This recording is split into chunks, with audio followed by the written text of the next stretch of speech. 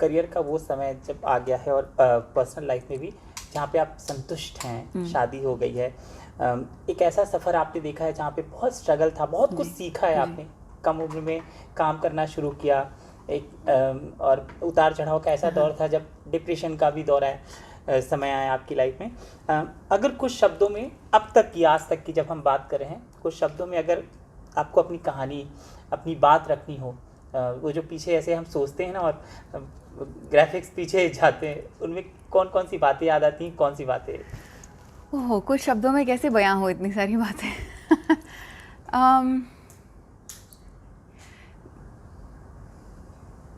Actually मैं अभी थोड़े दिन पहले एक कोई इंटरव्यू देख रही थी अपना यूट्यूब पे, मैं कुछ सर्च कर रही थी और मेरा कोई बहुत सालों पहले इंटरव्यू आया, और जब मैं खुद अपने आप को देख रही थी तो मैं अपने आप से अपने आप को रिलेट नहीं कर पाई, क्योंकि मैंने जब अपने आप को 20 साल पहले की शमा देखी तो मुझे लगा ये कितनी नाइव, कितनी स्वीट सी बच्ची कौन है।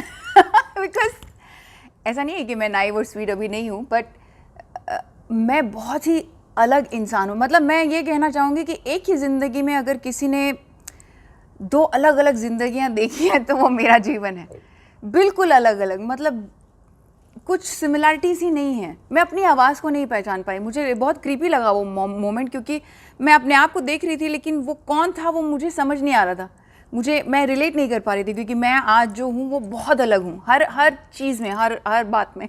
इनफैक्ट मैंने जेम्स को दिखाया तो वो कह रहे हैं this is very creepy, I don't know this girl looks like you but this is not you. So क्योंकि वो 24 घंटे मेरे साथ रहते हैं, he knows my nature, my behaviour, how naive I was. मतलब एक छोटे से गांव से मैं आई और बड़े बड़े सपने थे कुछ बनने के। एक्चुअली मेरे सपने भी नहीं थे, मेरे पिताजी के सपने मैं कैरी कर रही थी, और उन्होंने देखा कि मैं अच्छी एक्टिंग कर लेती हूँ तो उन्होंने मुझे एक्टर बनाने के लिए सोच लिया। और मुझे ये चांस भी नहीं मिला कि मैं क्या बनना चाहती हूँ ये सोचने का। मुझे यही था कि मेरे जो पिताजी चाहते हैं मैं वही चाहती हूँ, बिकॉज मुझे उन्हें खुशी ये देनी थी कि मैं जो है I wanted to be accepted by him, I wanted to have this thing कि मेरे पिताजी मुझ पर गर्व करें। तो एक एक्टर बन गई। बहुत स्ट्रगल किया उसके लिए, क्योंकि हमें तो कुछ भी नहीं पता था। हम लिटरली हम ऐसी जगह से आए थे जहाँ से कभी भी कोई एक्टर नहीं बना। बड़े बड़े ख़ानदान जिनके पास बहुत सारे पैसे थे वो भी कुछ नहीं बन पाए। तो ऐसी स्थिति में मेरे पिताजी का मुझे यहाँ लाना और ये सोचना कि मेरी बेटी एक बड़ी स्टार बनेगी एक दिन, ये बहुत बड़ी बात थी मेरे लिए। मैं नहीं बिलीव करती थी इस सब में, बट मेरे पिताजी करते थे। तो ये उनके बिलीफ पे चलकर वॉट एवर आई बिकेम। और उसके बाद एक ऐसी जर्नी आई कि मुझे यही पता नहीं था कि मैं कौन हूँ और मैं क्या चाहती हूँ और मैं क्या बनना चाहती हूँ, क्या मैं ये बनना चाहती भी हूँ कि नहीं। तो that was the whole period of depression and everything. जब मुझे अपने आप का एहसास हुआ, जब मुझे मैं कौन हूँ ये सवाल भी दिमाग में आया, और मैं यहाँ क्यों हूँ, मेरा क्या पर्पज़ है, ये सारी चीज़ें मेरे दिमाग में आई। और उन सब ने मुझे इतना बदल दिया कि आज जो मैं आपके सामने हूँ वो उसकी वजह से हूँ। सो ये जो एक जर्नी है ये बहुत ही ब्यूटीफुल, बहुत ही पावरफुल जर्नी है। मैंने बहुत सारे लोगों की जर्नी में इतना सब उतार चढ़ाव होते नहीं देखा। मैं बहुत ऑब्जर्वेंट हूँ, मैं बहुत सारे लोगों की जर्नीज देखती हूँ। चेंजेस आते हैं, बदलाव आते हैं, कई लोग नहीं ला पाते, बट मुझे लगता है मैंने ये जन्म सिर्फ हील होने के लिए लिया है, क्योंकि इतनी हीलिंग होती है ना मेरी लाइफ में। मैं हर रोज़ रेडी रहती हूँ उठ के कि आज मैं मेडिटेट करूँगी और आज मैं कोई एक नया चैप्टर जो है अपनी लाइफ का जो छुपा बैठा है कहीं लेयर में, उसे आज हील करूँगी। बिकॉज हम रियलाइज़ भी नहीं कर पाते हैं कि कितनी सारी चीज़ें, कितने सारे हम अपने अंदर दबे हैं। अपने अंदर जो सप्रेशन हम में है वो उसे बाहर लाना, उसकी सुनना, उसे वैलिडिटी देना बहुत ज़रूरी है। तो आई थिंक चंद लफ्ज़ों में मैं यही कह सकती हूँ आपसे कि मेरी ज़िंदगी बहुत ही हसीन और बहुत ही एंटरटेनिंग और मिरेकुलस रही है। क्योंकि ये बहुत सारे लोग मुझे कहते हैं कि आप तो एक मैजिक, एक मिरेकल लगती है। तो आज सच में मुझे लगता है कि मेरी ज़िंदगी एक मिरेकल है और मैजिक है। बहुत खूब। अच्छा, हमने ये पूछा ही नहीं कि जेम्स कहाँ मिले थे, कब दिल धड़का था और कब दिल हार गई थी आप? दिल मेरा हमेशा धड़कता है। नहीं, जेम्स पर जेम्स मुझे मेरे ख्यालों में, मेरे सपनों में, मेरी पास्ट लाइफ जर्नी में हमेशा से मिले हुए थे। वो जब मुझे मिले पहली बार मुंबई में फिज़िकली, तब मैं एक ऐसी स्टेट में, मेंटल स्टेट में थी जब मैंने पहली बार अपने आप को पूरी तरह से एक्सेप्ट कर लिया था और बहुत प्रेम था मेरे अंदर अपने लिए। और चूंकि अपने लिए प्रेम था, सभी के लिए प्रेम था। सही मायने में मैं I was full of love, तो I was ready to give that love. और उसी वक्त और मैंने डिसाइड किया था मैं किसी को डेट नहीं करूँगी, मैं अपना सिंगल डम जो है थोड़ा एंजॉय करूँगी। और उसी वक्त एक हफ्ता भी नहीं हुआ था और जेम्स आप टपक पड़े मेरी ज़िंदगी में। तो जब वो आए तो पहले ही दिन जब मैं उनसे मिली, मेरे को एक बहुत अजीब सा एक पुल था उनकी तरफ, जैसे चुंबक नहीं एक दूसरे को खींचता है, सच में वैसा था। और मुझे लग रहा था कि ये कभी नहीं हुआ मेरे साथ लाइफ में कि मैं किसी के लिए इतनी मतलब अट्रैक्शन भी नहीं कहूँगी उसे, मैं उनसे अट्रैक्टेड नहीं थी, मैं उनकी तरफ खींची चली जा रही थी। मेरे गट से ऐसा लग रहा था कि कोई मुझे पकड़ के खींच रहे वो। और वो जो फीलिंग थी वो बहुत ही यूनिक थी, वो मुझे कभी पहले नहीं हुई। पहले ही दिन से हमने एक दूसरे के नंबर एक्सचेंज किए और दूसरे दिन से हम रोज़ मिलने लगे। और रोज़ मिलते मिलते बातें होने लगी और इतनी बातें होने लगी कि हम घंटों एक दूसरे से मिल के बैठ के बातें करते थे। तो आई थिंक तीसरे ही दिन उन्होंने मुझे बोला कि ही लव्स मी। और मुझे अजीब भी नहीं लगा। अगर कोई और कहता तो मुझे बहुत अजीब लगता कि पागल हो गया क्या, 3 दिन में तुमको प्यार हो गया मुझसे। पर जितनी शिद्दत से और जितनी ऑनेस्टी से उन्होंने मुझे कहा वो बहुत ही विजिबल थी और बहुत ही सादगी से, बहुत ही सरलता से उन्होंने मुझसे कहा। और मैं पर्सनली बहुत ही सादी इंसान हूँ, मुझे सादगी बहुत पसंद है। मुझे लगता है कि लोग जो घुमा फिरा के मैनिपुलेशन करते हैं वो बहुत दुखी लोग होते हैं। वो समझ नहीं पाते हैं कि सादगी कितनी इम्पोर्टेंट है। और मैं बहुत सरलता से, मैं बहुत सादगी से अपनी सारी बातें खुलेआम सबसे कह देती हूँ और मुझे उससे कोई डर नहीं है, कोई शेम नहीं है, कोई कुछ वो नहीं है। तो जितनी सरलता और सादगी से मैं अपनी ज़िंदगी जीती हूँ, उतनी सरलता और सादगी से जब उन्होंने मुझे प्रपोज़ किया तो आई वॉज़ वेरी सरप्राइज क्योंकि उस दौर में मैं जितने लोगों से मिली, ये जो हमारी जनरेशन है बहुत ही कंफ्यूज है मेंटली।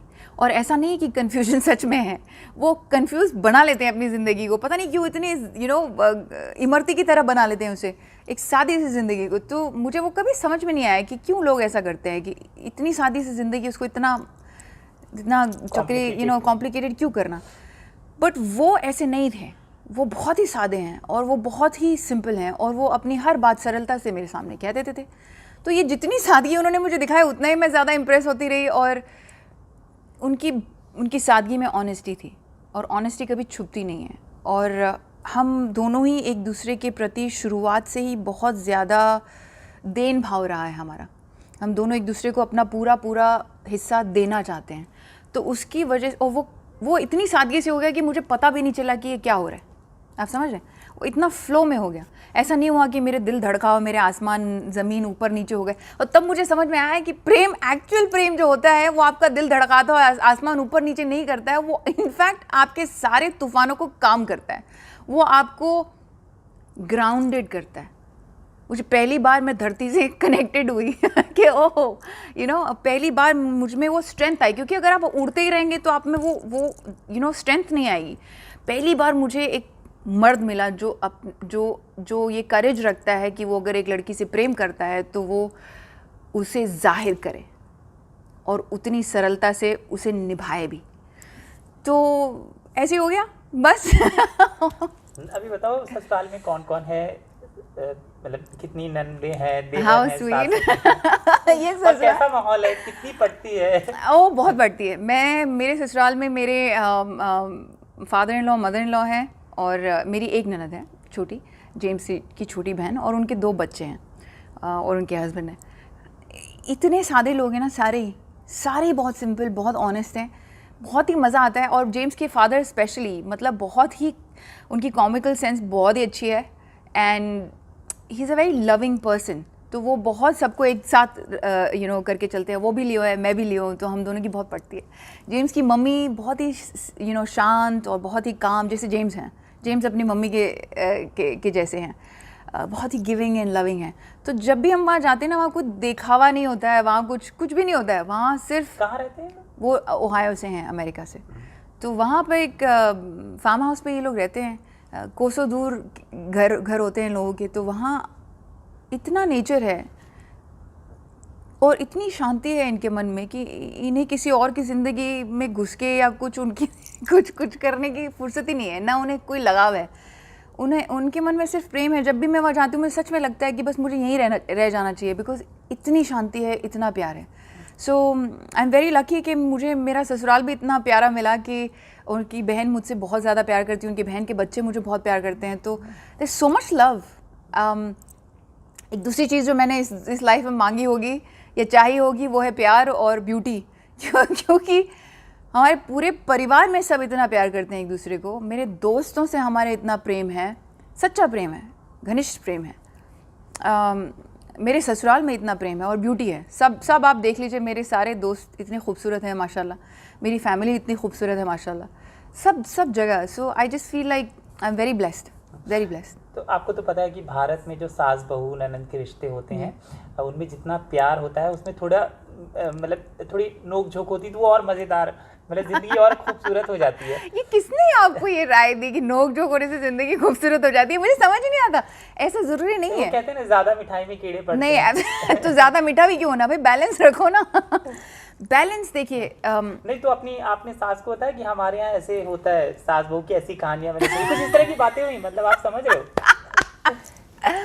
नहीं, उन्हें इंडियन कल्चर का इतना पता नहीं है, वो जो भी थोड़ा बहुत जानते हैं वो मेरे थ्रू ही जानते हैं। तो कभी ऐसी सास बहू वाली बातें वहाँ होती नहीं है ऑनेस्टली। अमेरिका में क्या है कि हमारे यहाँ क्या है, बच्चे एक साथ रहते हैं, पूरी फैमिली एक साथ रहती है। तो वहाँ पर क्या है, बच्चे जो है 16 या 14-15 साल की उम्र से ही अलग सेपरेट हो जाते हैं माँ बाप से, और वो माँ बाप से मिलने जाते हैं जब उनकी छुट्टियाँ रहें या जब वो काम नहीं कर रहे हैं या जब उनको मिलना है वीकेंड्स पे।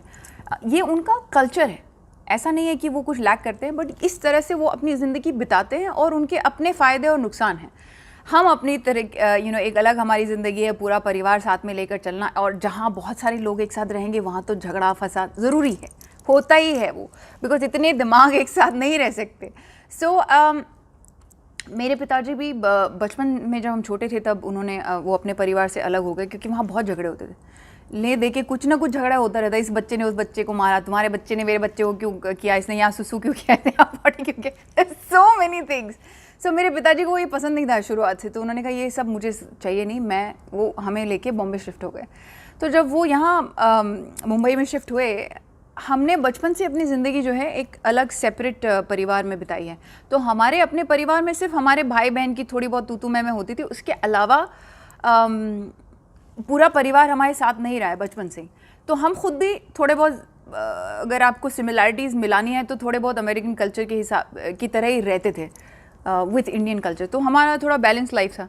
अब हम जब वहाँ जाते हैं तो वहाँ की ज़िंदगी ऑब्ज़र्व करते हैं, वहाँ की चीज़ें ऑब्ज़र्व करते हैं। बहुत सारी चीज़ें उन्होंने देखी नहीं, हम चाहते हैं कि वो यहाँ आएँ हिंदुस्तान में और बहुत सारी चीज़ें देखी। जैसे जेम्स की सिस्टर पहली बार आई थी हमारी शादी में, तो वो इतनी she was overwhelmed with so much love. इतना लोग नहीं आई थी शादी? नहीं, वो नहीं आ पाए बिकॉज मेरे जो ससुर हैं उनकी तबीयत बहुत ख़राब थी और वो अभी ट्रैवल करने के लायक मतलब स्थिति में नहीं थे, तो वो नहीं आ पाए अनफॉर्चुनेटली। हमने उन्हें जूम या लाइव पे कुछ टेलीकास्ट हम वो देख रहे थे। बट जैसे कई अमेरिकन अपने बच्चों की शादी में भी नहीं जाते हैं। अमेरिकन बच्चे अपनी शादियां खुद अलग से कर लेते हैं, they are okay about it. हमने इतनी जल्दी शादी का प्लानिंग कर लिया कि बहुत सारे लोग हमारी शादी में शामिल नहीं हो पाए because they plan their whole year in advance. और हम तो ऐसे ना, हाँ चलो आज कर ली कल शादी कर ली, आज सगाई होगी, ऐसा है हमारा system. And they are very systematic people. उनका मतलब इतने ये तारीख को हम यहाँ जाएंगे, इतने तारीख को हम यहाँ जाएंगे, ये फैमिली टाइम है, ये वर्क टाइम है, दे वेरी मतलब वो उस हिसाब से बहुत मेंटली बहुत वो होते हैं। तो इसकी वजह से बहुत सारे लोग नहीं आ पाए, which we feel very bad about because इसके कज़न्स वगैरह बहुत ही दुखी थे कि क्यों इतनी जल्दी शादी का प्लान कर लिया, हमें क्यों नहीं बताया, थोड़ा वक्त देते तो हम आ पाते। सो जब इनकी बहन यहाँ आई तो उन्हें बिलीव ही नहीं हुआ कि इतने अच्छे लोग यहाँ पर हैं और इतना सारा प्रेम है, इतना सारा, वो इतनी ज़्यादा मतलब ओवरवेल्म होंगी। उन्होंने कहा मैं तो यहीं शिफ्ट हो रही हूँ बिकॉज अमेरिकन लोग ज़्यादा कहीं ट्रैवल भी नहीं करते। आपको पता है उनकी माता पिता के पास पासपोर्ट भी नहीं है, तो हम अभी फोर्स करके उन्हें पासपोर्ट दिला रहे हैं। और बहुत सारे अमेरिकन के पास पासपोर्ट नहीं होता बिकॉज उनकी अपनी कंट्री इतनी बड़ी है, वो अपनी कंट्री में घूमते रहते हैं, तो उन्हें ज़्यादा दूसरी कंट्रीज़ का नॉलेज नहीं होता है। तो थोड़ी बहुत हमारी नोक-झोंक शुरू में हुई थी जब हम डेट कर रहे थे और उनके माता पिता को ठीक नहीं लगा कि जेम्स जो हैं इतनी दूर हमसे एक इंडियन लड़की को डेट कर रहे हैं जो कि मुस्लिम परिवार से है। हमारा और उनका कोई कनेक्शन नहीं हो पाएगा, पता नहीं क्या होगा, कैसे होगा। जब जैसे जैसे वो धीरे धीरे मुझे देखते गए, जैसे जैसे उन्होंने मुझे मेरे स्वभाव को देखा, उन्हें खुद भी ये एहसास हुआ कि नहीं, ये दोनों एक दूसरे के लिए ही बने ये दोनों बहुत ज़्यादा एक जैसे हैं। और उनका लिटरली अब बिल्कुल स्वभाव चेंज हो गया है और वो बहुत ही प्रेम करते हैं मुझसे, बहुत प्रेम करते हैं।